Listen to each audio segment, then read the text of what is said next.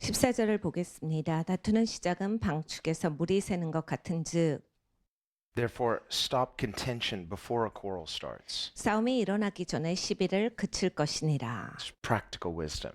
굉장히 실질적인 지혜지요. And here the imagery is that of a dam being released. 그러니까 이 댐이 터지는 것 같은 거를 그려주고 계시는 거예요. Think about the buildup of pressure when the dam is holding those waters back. 사실 댐이 세워지고 나면 이제 물을 막고 있느라고 그 압력이 대단하지요.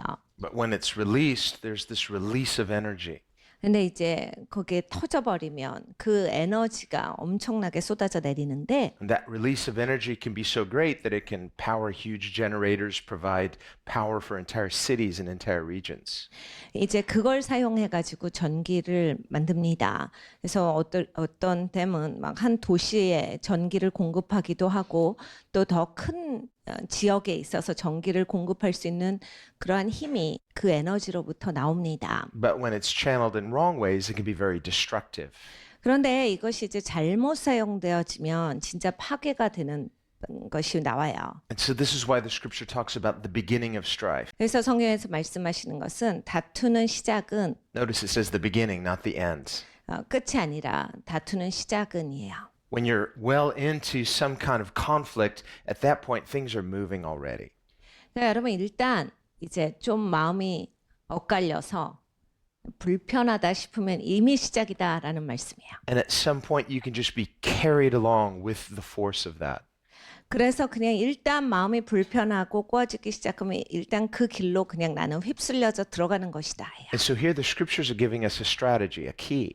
그래서 성경에서 오늘 말씀하시는 것은 전략입니다. 열쇠예요. The person without wisdom, the person without foresight, 그러니까 이 지혜가 없는 사람들은 앞날에 대해서 생각해 보지 않고 사는데 they may not realize this until they're well down the path. 이미 그 물에 휩쓸려져 가서 그냥 어찌할 수 없을 때나 깨달아 알지 처음엔 알지 못해 버린다예요.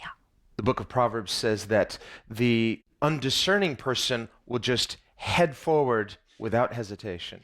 그러니까 잠언서에 이렇게 말씀합니다. 이 분별이 없는 사람은 앞에 무슨 일이 있는지도 모르고 그냥 성급하게 거기에 그냥 나선다예요. But the discerning person stops and considers. 내 분별이 있는 사람들은 좀 멈춰서서 그것에 대해서 생각을 해본다예요. There's something about human nature that tends to be impulsive. 이 사람의 본성은 좀 즉흥적인 게 있습니다. And it's something we all have to deal with. 우리 모두는 다 그걸 알고 있기 때문에 잘 조절을 해야 돼요. But a wise person learns to deal with that impulsive nature. 그런데 지혜가 있다 이런 사람들은 자기가 그렇게 막 즉흥적이고 막 즉각적으로 반응하는 거에 있어서 자기를 잡을 줄 알고 조절할 수 있습니다. And so here one spiritual discipline is learning how to control those impulses before things get out of hand. 오늘 주시는 본문의 지혜는 무슨 일이 생겨가지고 이게 그냥 크게 난리 나기 전에 그냥 처음부터 네가 이걸 제대로 알고서 여기에 있어서 반응을 해라예요. In the Old Testament, this is why King Saul was tormented. 구약을 보면 사울 왕은 너무너무 그 영혼이 고통스러웠어요. He regretted many things, but because he was proud, he was unwilling to repent. 후회되는 건 너무 많은데 사람이 근본이 교만한 사람이라서 꺾어지지가 않아요. 회개를 안 합니다. He was unwilling to take responsibility for his errors. 그러니까 자기가 잘못한 것에 대해서 책임이 없어요. And instead, he justified himself. 그냥 변명만 합니다. And this is what we see in verse 15. 여기서 15절이 그 말씀이지요. He who justifies the wicked and he who condemns the just, both of them alike are an abomination to the Lord. 악인을 의롭다 하며 의인을 악하다 하는 이 두 자는 다 여호와의 미워하심을 입느니라. This is the self-justifying person. 이게 자기 정당화가 있는 사람의 모습입니다. He justifies the wicked because he justifies himself and he denies that he is wicked. 그러니까 악인을 의롭다 하며 자기 스스로를 의롭다라고 주장을 하는 거예요. 내가 맞아라고. 그럼으로써 이제 여기에 있어서 본인이 악인이다를 드러내는 거죠. And in justifying himself, he ends up condemning those who are just, especially condemning God. 그러니까 자기를 의롭다라고 그렇게 주장하기 때문에 의인을 악하다라고 결국 이게 누구세요? 하나님이시죠. 자기가 맞다라고 주장함으로써 하나님은 악하다라고 말함으로써 자기 이런 사람이 돼버리는 거예요. He or she may not think they're attacking God. 이제 본인 생각에는 나는 하나님을 공격했어라는 생각은 보통 없으세요. But eventually, when there's nobody left to blame, 근데 결론적으로를 보셔야 돼요. 아무도 이제 핑계댈 사람이 없게 되면 that person has gone through their list of people to blame. 그러니까 이런 분들은 이제 자기가 미워하는 사람의 리스트가 있어요. 그런 분들의 리스트가 이제 다 떨어지면 Blamed this person, I blame this person, I blame this. It's a very long list. 이 사람 때문이야. 이 사람 때문에 내가 그건 그렇게 된 거고 그 사람 때문에 내가 그건 못한 거고 이 사람 때문에 이렇게 된 거야 라고 해서 이제 그 리스트가 쫙 있으세요. 근데 그 리스트가 끝나면 A long list of all the people who have ever hurt me. 그러니까 나를 아프게 한 사람의 리스트가 쫙 있는데 그 리스트를 다 뚫고 가면 The problem is, life is passing you by. 근데 여러분 그것만 하시면 어떡해요? 왜냐하면 인생은 계속 막 가고 있는데 And if you were able to track any of those people down and talk about those offenses, many of them might not even remember. 그럼 그 리스트에 있는 사람들요. 내가 일일이 다 만약에 만나본다라고 하면 대부분의 사람들은 자기들이 그렇게 했는지도 기억을 못해요. 그리고 그냥 자기 인생 살고 있어요. Did I do that to you? 아, 내가 그랬어요? Did I say that to you? 아, 내가 그런 말 한 거예요? I'm sorry. 미안해요. I don't remember that.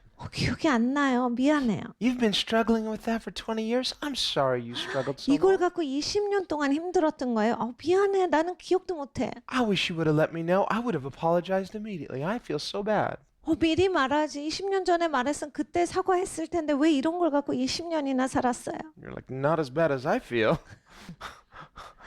I've been feeling it for 20 years. 네, 여러분 20년이나 그런 거 갖고 우리는 고통을 당하는 거예요. Life's been passing you by. 인생은 막 빨리빨리 지나가죠. That's the irony. Those people are fine now. 네, 여러분 이것이 모순이에요. 그 사람들은 다 괜찮거든요. And that just reinforces the sense of unfairness. 그러면 이제 더 억울한 거야. 억울함이 더 올라가요. It's like, how can they be fine? I'm not fine. 나는 제대로 못 사나 왜 저 사람 잘 살고 있느냐. 이런 게 너무 억울해. How can they be happy? I'm not happy. I don't want them to be happy either. 내가 이렇게 불행한데 왜 저 사람은 행복하냐. 저 사람도 불행해야 된다. If I'm suffering, everyone should suffer. 네, 이런 분들이 계시거든요. 내가 힘들면 남들도 힘들어야지. It's self-centeredness and it's unhealthy and it's irresponsible. 여러분 자기 중심적인 겁니다. 그리고 건강하지 못한 거예요. 그리고 무책임하게 됩니다. God is the center, 하나님이 중심이시죠. not just in theory, 이론만이 아니라 but in the most practical ways possible. 우리의 인생에서 실제적으로 하나님의 중심이 되셔야 돼요. And when we submit our broken lives to Him, then He begins to make sense of our life and put us back together. But we must do so responsibly.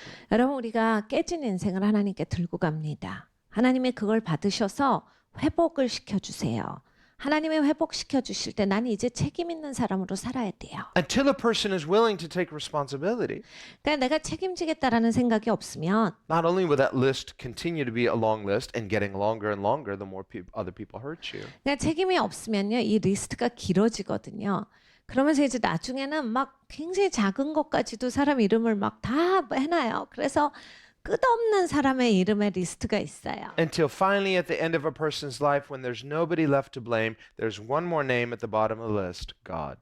그래서 결국에는 자기가 핑계댈 사람들의 이름을 다 적다가 이렇게 인생을 쭉 사시면 나중에 이제 하나님 원망하게 돼요. But without realizing it, this is what this person has been doing all along. 그러니까 본인이 계속 그렇게 살아왔기 때문에 거기까지 간 거거든요. 근데 본인이 살아온 거에 대해서 인지를 못하세요. That's why Jesus said, unless you forgive others, your heavenly Father will not forgive you. 예수님께서 그래서 우리에게 가르쳐 주신 게 있습니다. 네가 이 땅에서 사람들 용서해 주지 않으면 하늘 아버지께서 너를 용서하시지 않을 거야. Because to refuse to forgive others is, in a sense, a refusal of the love of God. 그러니까 여러분 사람들 용서하지 않으면 사실은 나는 이제 하나님의 사랑을 거부합니다. 이 얘기예요. This is why John writes again in 1 John, if a person claims to love God but they hate their brother or sister in Christ, they're a liar and the truth is not in them. 요한일서의 요한 사도가 그래서 이렇게 말해줍니다. 입으로 하나님 사랑한다라고 하는 그 사람들 중에 자기의 형제는 미워하는 사람이 있으면 그 사람은 거짓말하는 거야. 그 사람 안에는 사랑이 없는 것이다. John goes on to write, how can you claim to love God whom you've never seen when you can't even learn to love your brother or sister who you can see? 그리고 또 요한 사도가 계속 말합니다. 야, 너희가 볼 수 있는 형제여 자매를 사랑하지 못하면서 어떻게 보이지 않는 하나님을 사랑한다라고 할 수가 있겠느냐? So loving our neighbor, 그러니까 여러분 우리가 이웃을 사랑하는 것은 forgiving others, 다른 사람들을 용서하는 것은 this becomes an outward evidence that we have received the grace of God rightly. 우리가 하나님의 은혜를 제대로 받았다라고 하는 우리에게 있어서의 증거예요. Because grace, when rightly received, produces responsibility. 왜냐하면 은혜를 제대로 받으면 내 삶에 이것이 책임이라고 하는 것으로서 나오거든요. And when we choose to forgive, no matter how we feel, this is living responsibly as disciples.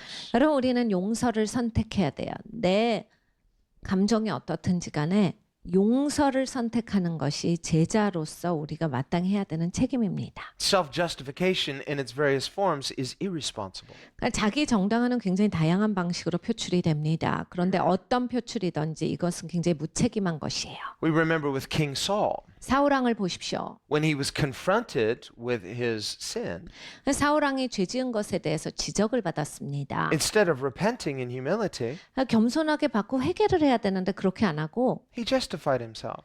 자기 정당화를 해요. And when Samuel said, "Why haven't you obeyed the commandment of the Lord?" 사무엘 선지자가 이렇게 말하죠. 하나님 명령하셨는데 왜 안 지켰어요? He acted very indignant.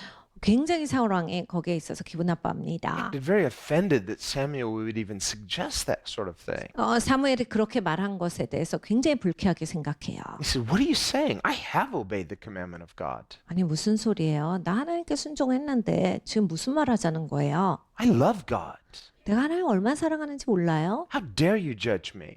내가 하나님 얼마나 사랑하는데 나를 그런 식으로 말해요? I keep the commandments of God." 난 하나님 명령하신 거 지킵니다. Samuel said, "Not perfectly." 사무엘 선지자가 얘기했죠. 근데 완벽하게 안 하셨잖아요. There's a type of person that say, "Well, come on, nobody's perfect." They say that not in humility, but in self-justification. 그러니까 이런 거야. 아우 누가 그렇게 완벽하게 지킬 수 있어요. 네, 이런 얘기를 하시는 분들 가운데 이렇게 내가 완벽한 사람이 없다를 겸손하게 안 하시고 자기 정당화를 위해서 수단으로 사용하시는 분들이 계세요. Admitting nobody's perfect is not justification. If anything, it condemns us. 그러니까 여러분 아무도 의로운 사람이 없다. 다 할 수 있는 사람 없다라고 하는 건 사실 우린 다 죄인이기 때문에 정죄받기 합당합니다지 그걸로 막 변명할 수 있는 게 아니거든요. When we justify ourselves to other people, 다른 사람 앞에서 나의 정당함을 계속 우기면요. you're not just justifying yourself before people, but you're really trying to justify yourself before God. 이건 사람한테 나는 맞아라고 해서 우기는 게 아니라 하나님 앞에도 그렇게 말씀을 하고 계시는 거예요. 하나님 나는 이거 옳아요. 이 얘기를 하고 있는 거예요. This is a form of self-deception. 이거는 자기 미혹 가운데 하나입니다. So when Saul said to Samuel, "I have obeyed the commandment," he thought he was justifying himself to Samuel, but he's really trying to justify himself before God. 사울 왕이 사무엘 선지자한테 아니 나 순종했어요. 라고 막 말하지요. 이거는 사무엘 선지자한테만 한 말이 아니라 하나님 앞에 자기 정당화를 하고 있는 거예요. And sadly for King Saul, this self-justification became his greater sin. 그러니까 결국에는 사울 왕은 너무 슬프게 이 자기 정당화가 자기가 갖고 있는 그 가장 큰 죄가 돼버립니다. Even more than the other two things he had done wrong, this became the thing that ultimately disqualified him. 이 다른 것도 잘못을 했는데 다른 잘못 때문이 아니라 결국 이 자기 정당화가 너무 세서 결국 하나님께서 사울이 왕 되는 것을 거절하셔요. David, by contrast, when he was confronted with his sin, which on the surface seemed much worse than Saul's initial sins, 근데 다윗은 정말 대조적으로 죄의 지적을 받았을 때 이 다윗이 지은 죄는 사울이 지은 죄보다 훨씬 더 보기에 엄청난 차이가 있게 나쁜 죄예요. he was broken by his sin. 자기 죄 때문에 자기가 깨어졌는데 He was ashamed of his sin. 수치스러웠는데 He hated his sin. 자기 죄를 미워합니다. He repented of his sin. 그리고 자기 죄를 회개해요. And he did not justify himself. 자기를 정당화하지 않습니다. Even he said, "God can do with me as he wishes because God is just, I am not." 그래 이런 말까지야. 하나님 의로우시고 나는 의롭지 못하니 하나님께서 뜻하신 바를 그대로 행하시는 것이 옳습니다요. And God, who is merciful, forgave him and restored him. 하나님은 자비로우시기 때문에 용서하시고 회복을 시켜주십니다. So if we would not justify ourselves, then we can receive the justification that only comes from God. 그러니까 내 스스로 자기 정당화 가운데 빠지지 않으면 하나님께서 우리를 용서하시고 회복을 시켜주십니다. But if we try to justify ourselves, this becomes a type of justifying the wicked because all people are sinners. 근데 여러분 막 내가 맞다라고 우기면요. 이건 궁극적으로 우리 다 죄인이잖아요. 죄인이 자기가 의롭다라고 하는 것이기 때문에 자기 의로움, 자기 정당에 빠지는 죄에 들어갑니다. Finally, in verse 16, we see, why is there in the hand of a fool the purchase price of wisdom, since he has no heart for it? 미련한 자는 무지하거늘 손에 값을 가지고 지혜를 사려 함이 어찌 민고. So we see, why is there in the hand of the fool the purchase price of wisdom when he has no heart for it, no appetite for it? 여기에서 오늘 말씀에 미련한 자는 그걸 하고 싶은 마음도 없고 지혜를 갖고 싶은 마음도 없는데 왜 값을 가지고서 지혜를 사려 하는가? It would be like someone purchasing something very expensive that they don't want and they don't need. 어떤 분들이 원하지도 않고 사고 싶지도 않은 걸 돈 많이 주고 사시는 것 같은 거예요. Well, if you didn't want it and you didn't need it, why'd you buy it? 원하시지도 않고 필요하지도 않는데 왜 사셨어요? Well, we see this is a type of metaphor 비유예요. of a person who outwardly seems to seek wisdom, but they have no appetite for it. 그러니까 어떤 사람이 막 지혜를 구하는데 사실 속마음은 지혜를 구하는 마음이 없어요. 그런데 막 지혜를 구하는 듯하게 살아요. And finally, the question is asked, why are you here? 그러니까 결론은 뭐냐면 왜 여기 있어?예요. It'd be like a person going to a lawyer 이 변호사한테 가서 and they tell their lawyer all of their problems. 변호사한테 이제 자기 문제를 다 He's a 얘기하고 very good lawyer. 근데 변호사 아주 좋은 And the lawyer 변호사예요. explains the law to them, explains what they should do, and says, this is the best advice I can give you. 변호사가 이제 법적으로 따져가지고 최고의 충고를 해줘요. He says, thank you very much, shakes his hand, pays the money, disregards his advice. 막 너무 좋은 거예요. 그래서 막 악수하고 막 달라는 대로 돈 다 주고 그리고 나왔는데 변호사 말 하나도 안 들어. Thinks, I know better. 아유, 내가 더 잘 알지, 지가 알아. Why did you pay this lawyer all this money? 그러면 변호사한테 왜 가냐고. 변호사한테 왜 돈을 줘? And you're not going to take his advice. 아니, 변호사 말도 안 들을 거면서 변호사한테 왜 돈을 주죠? I can tell you, that drives lawyers crazy. 여러분, 이런 클라이언트 만나면 진짜 변호사는 And- 죽습니다. And lawyers have this all the time. Why does my client not listen to me? 그러니까 변호사는 의뢰인이 왜 내 말을 안 듣지? 정말 너무나 힘든 거예요. So they say, did you do what I said? No, not yet. Why not? 변호사가 하셨어요 다? 아니요, 아직 안 했어요. 왜 아직 안 하고 계세요? Well, this and this and this. Like, listen, you're paying me to tell you this. Why aren't you doing this? 이것 때문에 아직 못 했어요. 아니, 의뢰인이 저한테 돈 주고 이제 이걸 충고를 구하셨으니까 제가 해드렸는데 하시라고요. 이거 하셔야 돼요. Well, it could be that just somehow gives this person this emotional comfort. I've got a lawyer. I'm paying my lawyer all this money, but you're not benefiting because you're not taking his advice. You're not doing what he said. 이 감정적으로 또 위안을 삼을 수는 있죠. 나 이제 변호사가 있다. 변호사의 충고도 들을 수 있고 나 다 들었어. 그래서 이렇게 안도감은 있을 수 있지만 행동을 직접 옮기지 않는다면 전혀 혜택은 누릴 수가 없어요. Finally, that lawyer says, listen, if you're not going to take my advice, you might as well just represent yourself because that's basically what you're doing. 계속 얘기하다가 의뢰인이 말 하나도 안 들으면 이제 그럼 의뢰인이 직접 하세요. 하게 되겠죠. Now they're all hurt. It's like, oh, you're not going to represent me? No, you're already representing yourself. 아니 왜 해달라고요? 제 변호 좀 해주세요. 아니 의뢰인이 직접 하고 계시잖아요. 이미 직접 하고 계시는데 직접 하세요. Well, this happens spiritually too. 그러니까 여러분 영적으로도 그런 거예요. The Bible says that God is our counselor.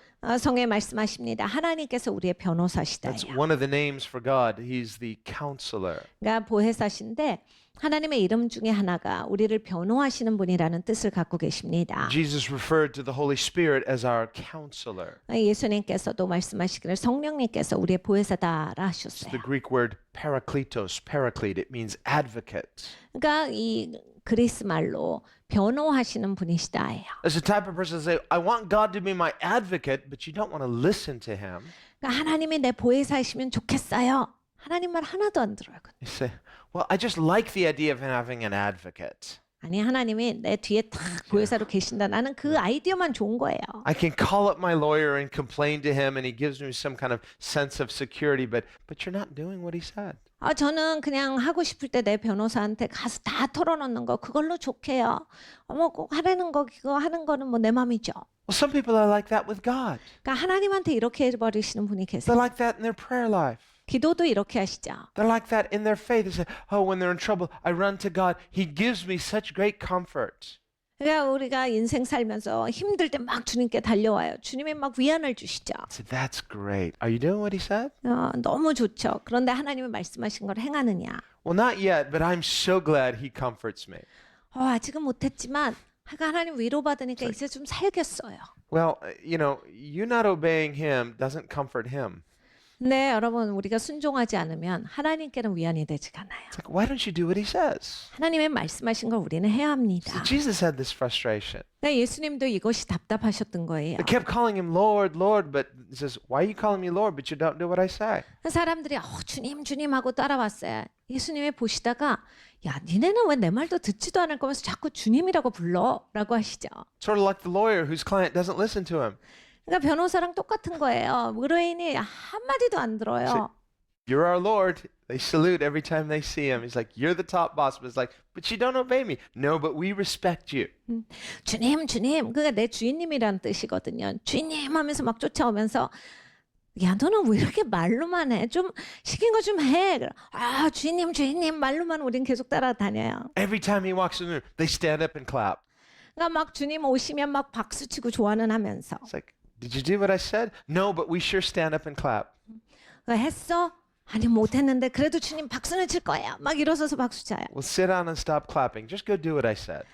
그 박수 그만 치고 그냥 시킨 거를 해라. So God doesn't want our false praise. He doesn't want us just feeling comforted because he's there. He wants us to feel secure enough that we will trust him and obey him. 그러니까 하나님이 우리에게 원하시는 것은 이런 가짜 하나님을 향한 그런 그냥 말뿐인 그러한 칭송이 아니라 진정한 순종이에요.